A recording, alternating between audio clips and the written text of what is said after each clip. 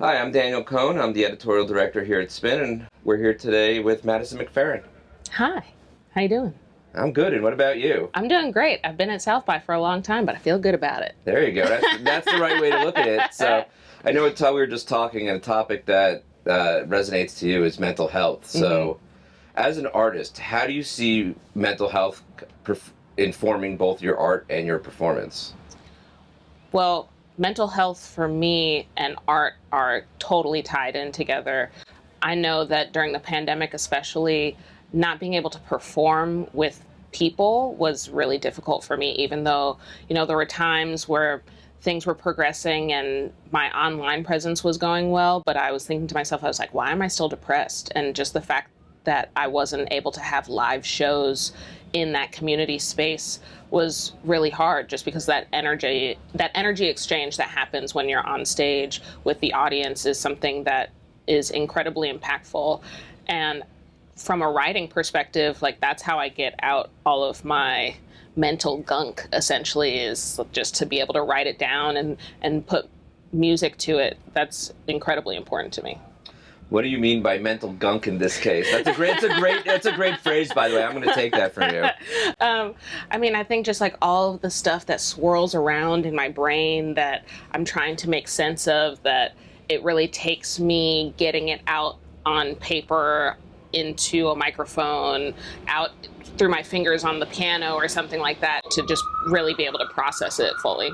So when you're on tour, what are the ways that you're able to maintain health, positive mental health? Because I can imagine it's probably grueling when you're on the road, or even if you're at home, you have a show. It's to get into that headspace that you just feel good about where things are.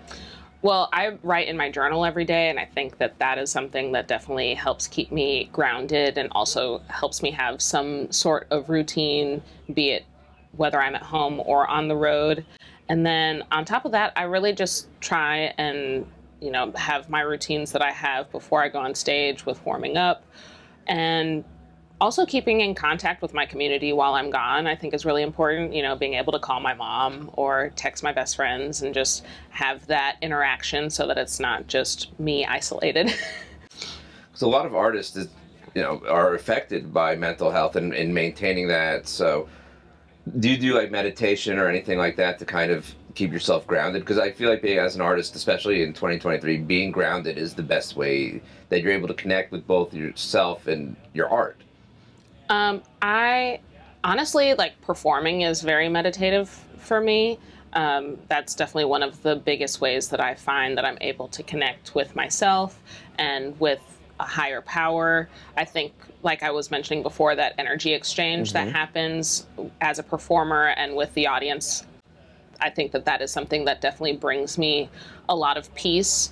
And even though you could think that because you're in a loud room with folks that might give you the opposite of that, but that actually makes me feel super grounded and super just affirmed in what I'm doing. And I feel very much oh, this is where I'm supposed to be. This is what I'm supposed to be doing, because you don't always get the time off stage to just center and be oh, but you try and do what you can when you can.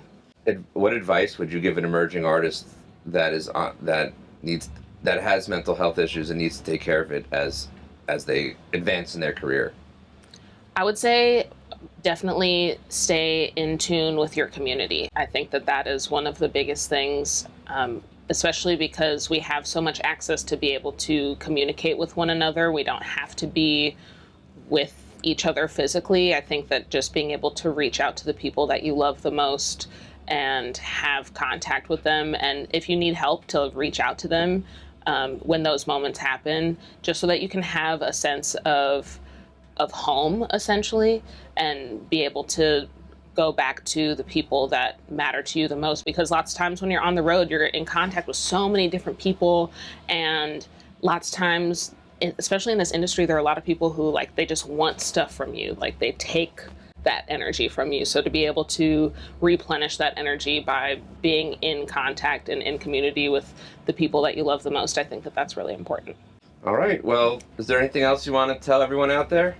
My name is Madison McFerrin. My debut album comes out May 12th. It's called I Hope You Can Forgive Me. Check it out. Thanks for coming by. Thank you.